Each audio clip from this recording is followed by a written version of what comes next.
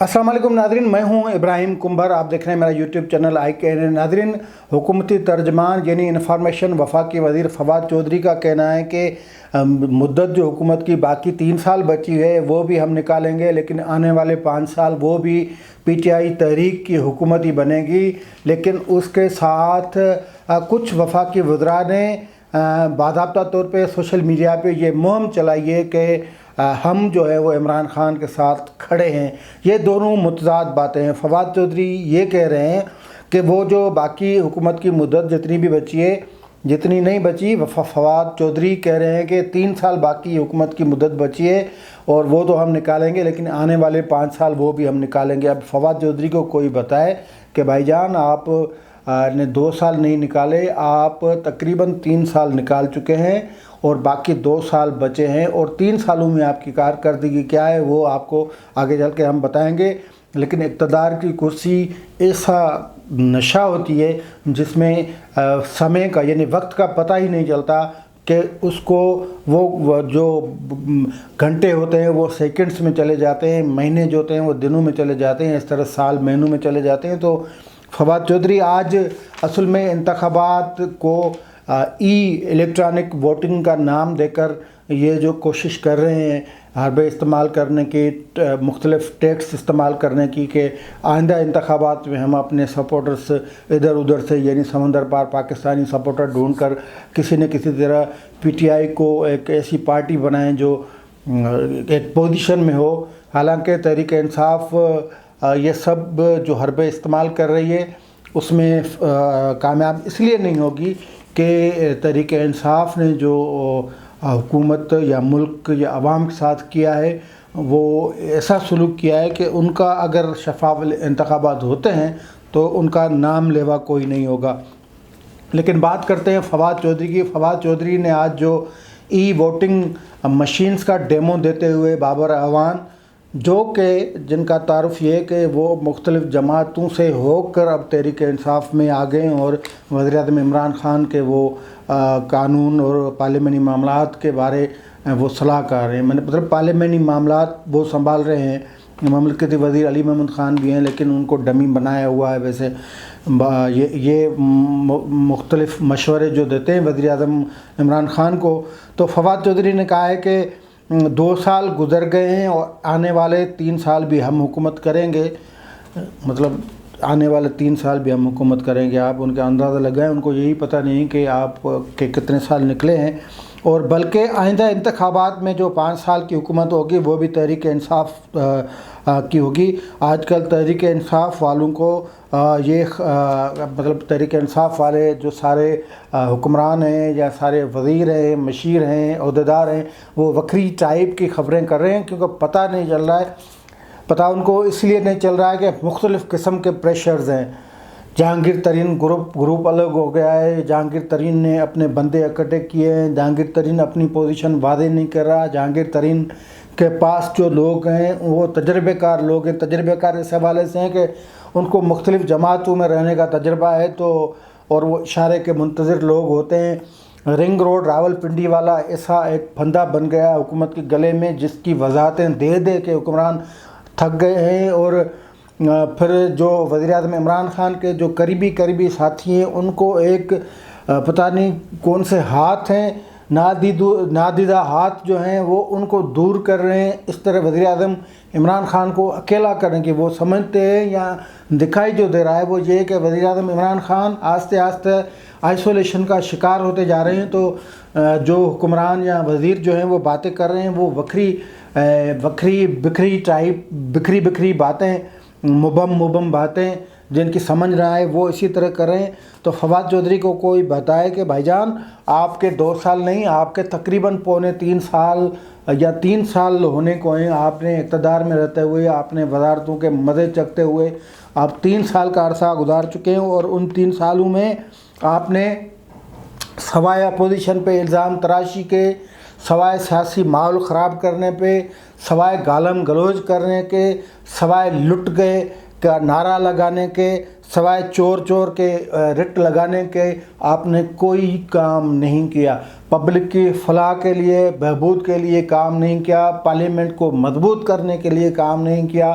قانون سازی کرنے کے لیے کام نہیں کیا۔ آپ نے آرڈیننس فیکٹری بنائے رکھی، الوی عارف الوی کے اس دفتر میں ایوان صدر کو آرڈیننس فیکٹری بنا کے رکھی۔ اپوزیشن کو آپ چور چور کہتے گئے، الزام لگاتے گئے، اور آپ کے وزراء ان پہ چھوڑے گئے۔ یہ آپ کی کارکردگی رہی ہے۔ بہرحال 3 سال کا عرصہ گزر گیا ہے، 2 سال کا نہیں۔ اور جو آپ کہہ رہے ہیں نا کہ آئندہ انتخابات میں 5 سال پھر پی ٹی آئی حکومت کرے گی، یہ وہی بیانیہ یا وہی نیریٹو ہے جو آپ کے منہ میں کسی وقت میں ڈالا گیا تھا، یا جو پلان بنایا گیا تھا وہ یہی تھا کہ 10 سال تحریک انصاف کو ملیں گے، کیونکہ عمران خان امین اور صادق ہیں، عمران خان تابع دار ہیں، عمران خان فرمان بردار ہیں، عمران خان اشاروں پہ چلتے ہیں، عمران خان امپائر کے انگلیوں کے منتظر ہوتے ہیں۔ تو 10 سال اس کو دیے جائیں تاکہ ملک گل و گلزار ہو، لیکن ملک کو 2.5 سالوں میں پتہ چل گیا کس شخص کو لا کر بٹھایا گیا ہے، اور انہی 2-2.5 سالوں میں آپ کی کارکردگی، آپ کی اہلیت، آپ کی جو ہوم ورک، آپ کی دانش، آپ کا وزڈم، آپ کا ویژن، وہ اس طرح ظاہر ہوا کہ آپ کے وزراء کو اب اقتدار دینے والوں نے 2 مرتبہ بلا کر بتا دیا ہے کہ آپ سے کام یہ تھوڑا زیادہ ہے، تھوڑا بھاری ہے، آپ نہیں کر سکتے، تو بہتر ہے کہ آپ معاملات کو جو ہے وہ ٹھیک ٹھاک سدھار دیں۔ تو یہ کہنا کہ آئندہ انتخابات میں 5 سال وہ بھی ہم ہوں گے یا آخری اور پہلا آپشن عمران خان ہے، وہ بات پرانی ہو گئی، وہ ختم ہو گیا، وہ صفحہ پلٹ چکا ہے، جس کا ادراک بھی ہے تحریک انصاف کو، عمران خان سے لے کر فواد چودھری کو۔ لیکن ہاں، وہ کیا کہتے ہیں کہ فیس سیونگ کے لیے یا ناک کی پکائی کے لیے مطلب کچھ تو ڈھیٹ بندہ بنتا ہے نا، تو یہ اس کا مظہر ہے کہ یہ کہہ رہے ہیں کہ یہ تو ہم باقی والا جو مدت باقی والی ہے وہ نکال پائیں گے، لیکن آنے والے 5 سال بھی نکال پائیں گے۔ لیکن جب نظر پڑتی ہے جہانگیر ترین کے گروپ پہ، جس کے پاس 10 ممبران ہیں، حکومت 7 ممبران پہ کھڑی ہے، اگر 10 ممبران وہ بجٹ سیشن میں نہیں آتے اور ایبسینٹ کرتے ہیں تو پھر آپ کی بجٹ منظور نہیں ہوگی، اور بجٹ اگر منظور نہیں ہوتی یا اس میں مشکلات ہوتی ہیں تو پھر اخلاقی طور پہ وہ حکومت ٹہ جاتی ہے۔ اب یہ کوسچن الگ ہے کہ اگر جہانگیر ترین اپنے بندے نکال دیتا ہے، ویسے تو وہ بھی وکری باتیں کر رہا ہے، اس کا بھی کوئی دین ایمان مطلب لگتا نہیں ہے کہ کیا کرنے والا ہے کیا نہیں کرنے والا، لیکن صورتحال کچھ اس طرح ہے کہ اگر جہانگیر ترین بجٹ میں اپنے بندے نہیں دیتا تو بجٹ منظور نہیں ہو سکے گی، اگر بجٹ منظور نہیں ہو سکے گی تو ایک بحران پیدا ہو سکتا ہے، اور بحران کی صورت میں پھر باقی جو آس لگائے بیٹھے ہیں، جن سے پس منظر میں بات چیت ہو رہی ہے اور جو تقریباً فائنل بھی ہو چکی ہے کسی حد تک، تو وہ اپنا کردار ادا کریں گے، کیونکہ ملک تو آگے چلانا ہوتا ہے۔ ملک شخصیتوں نہیں چلتا، شخصیتوں سے نہیں چلتا، اداروں سے چلتا ہے۔ پارلیمنٹ ایک ادارہ ہے، پارلیمنٹ میں اگر حکومت ناکام ہو جاتی ہے اپنے بجٹ منظور کروانے میں تو اچانک تو پھر تو کچھ نہیں ہو سکتا، پھر دوسرے آ جائیں گے، وہ اپنی فی الحال تو وہ کام چلا لیں گے، بجٹ شجٹ منظور کروا لیں گے، پھر آگے دیکھیں گے کہ انہیں انتخابی اصلاحات کرنے ہیں، آئندہ انتخابات کے لیے انہیں نگران سیٹ اپ کا جو نگران سیٹ اپ تیار کرنا ہے، اس کو جو تقاضا ہیں، آئینی تقاضا وہ کس طرح پوری کرنی ہے، وہ تو سب کچھ خیر آگے ہو جائے گا۔ لیکن یہ جو کہہ رہے ہیں فواد چودھری صاحب، یہ ایک دیوانے کا خواب اس کو کہیں تو وہ یہی کہہ سکتے ہیں۔ آنے والے 5 سال تو پھر انتخابات اگر شفاف انتخابات ہو جائے، اور یہی سب سے بڑا جو آئینی تقاضا بھی ہے، عوام کی بڑے میں بڑی جو خواہش بھی ہے، جو گزشتہ کئی سالوں سے یعنی 70 کے بعد عوام کے سینوں میں پلتی ایک بڑی خواہش یا جو خواب ہے اس قوم کا، اس عوام کا، وہ یہی ہے کہ اس ملک میں شفاف انتخابات ہوں، اور پھر وہ شفاف انتخابات کے نتیجے میں جو حکومت آئے اس کو حکومت کرنے دیا جائے، اس کے لیے گرہ نہیں لگائے جائیں، اس کے لیے لکیریں نہیں لگائے جائیں، اس کے لیے دائرے نہیں لگائے جائیں، ان کو اس آئین کے تحت کام کرنے دیا جائے، ان کو تمام پالیسی سازی، فیصلہ سازی کا اختیار دیا جائے۔ یہ خواہش اور یہ خواب ہیں جو عوام کے خواب ہیں، اور امید یہی آس لگائے بیٹھے ہیں کہ ہو سکتا ہے ایک دن وہ جو مداخلت کار ہیں، وہ جو ہر معاملے میں ٹانگ گڑاتے ہیں، وہ باہر نکل جائیں اور عوام کے حقیقی نمائندوں کو اس ملک پہ راج کرنے دیں، عوام کو راج کرنے دیں، خلق خدا کو راج کرنے دیں۔ لیکن پتہ نہیں یہ خواب عوام کا کب پورا ہوگا۔ لیکن اس کے ساتھ یہ تو فواد چودھری کی بات ہوئی تھی، لیکن اس کے ساتھ جو دوسری اہم بات ہے وہ یہ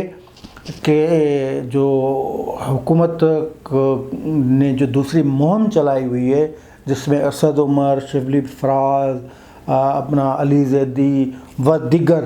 وہ آگے ہیں، وہ ایک ایسی مہم پہ ہیں جس کو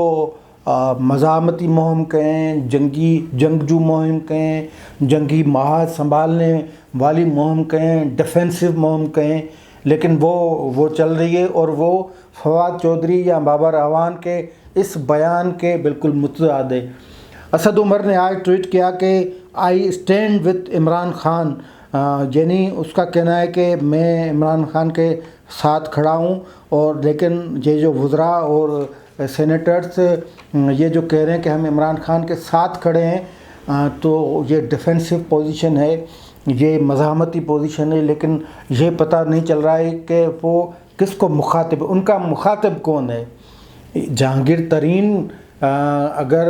جہانگیر ترین سے ان کو خطرہ نہیں، اور جہانگیر ترین اگر خود کہہ رہے ہیں کہ وہ پی ٹی آئی کا حصہ ہیں، تو پھر یہ جو مہم چلی ہے، اور اس مہم میں یہ 2-3 ٹرینڈ چلے ہیں باضابطہ طور پہ، I stand with Imran Khan, J K T expose himself, اور بیہائنڈ یو، اس کے پر یہ ٹرینڈ چلے ہیں۔ یہ اسد عمر کی اس جو پوسٹ ہے، یعنی اس نے جو ٹویٹ کیا تھا کہ میں جو اس پہ انہوں نے کہا تھا کہ میں عمران خان کے ساتھ ہوں اور عمران خان کے ساتھ رہوں گا، اور اس کے بعد باقی آوازیں آئیں، تو لیکن یہ پتہ نہیں چلتا کہ اسد عمر کا مخاطب کون ہے، جہانگیر ترین ہیں، یا جہانگیر ترین کو سامنے لانے والے ہیں، یا جہانگیر ترین کے لیے جو کام کر رہے ہیں وہ مخاطب ہیں، یا اسد عمر کا مخاطب وہی قوتیں ہیں جو اسد عمر کو پی ٹی آئی میں جنہوں نے شامل کروایا تھا، جو جہانگیر ترین جو عمران خان کو لائی تھیں۔ بہرحال اسد عمر نے یہ ٹویٹ کیا کہ وہ عمران خان کے، میں اسد عمر ہوں اور میں عمران خان کے ساتھ کھڑا ہوں۔ اب یہ پتہ نہیں اسد عمر کس کو بتا رہے ہیں، شاید اسد عمر کی اس بات کا یا میرے اس سوال کا جو ان کے بھائی ہیں محمد زبیر، وہ بہتر انداز میں جواب دے سکتے ہیں۔ ویسے اسد عمر کو بھی پتہ ہوگا کہ ان کا مخاطب وہ کس سے مخاطب ہیں۔ پھر اس مہم میں باقی بھی شامل ہو گئے، شبلی فراز صاحب شامل ہو گئے، انہوں نے کہا کہ میں آخری دم تک عمران خان کے ساتھ ہوں، کیونکہ وہ اندھیروں میں اجالے کی آس، وہ ایک آس ہے، اندھیروں میں اجالوں کی ایک آس ہیں، یہ شبلی فراز صاحب کہہ رہے ہیں۔ علی حیدر زیدی بھی پیچھے نہیں رہے، اور وہ بھی یہ کہہ رہے ہیں کہ آخری سانس تک وہ عمران خان کے ساتھ کھڑے رہیں گے۔ علیم خان نے کہا کہ میں علیم خان ہوں اور I am with Imran Khan, اور ان کا حق بنتا ہے ایک پولیٹیکل ورکر کے طور پہ، یہ زبردست ہے، ان کو کھڑا رہنا چاہیے۔ لیکن پھر ان کو اپنے مخاطب سے ڈائریکٹ، جن سے وہ مطلب جو آپ سامنے کون ہے ان سے ڈائریکٹ مخاطب ہونا چاہیے کہ یہ جو آپ سازش کر رہے ہیں عمران خان کے خلاف، آپ عمران خان کو جو اکیلا کر رہے ہیں، آپ جو جہانگیر ترین کی پرورش کر رہے ہیں، پالنا کر رہے ہیں،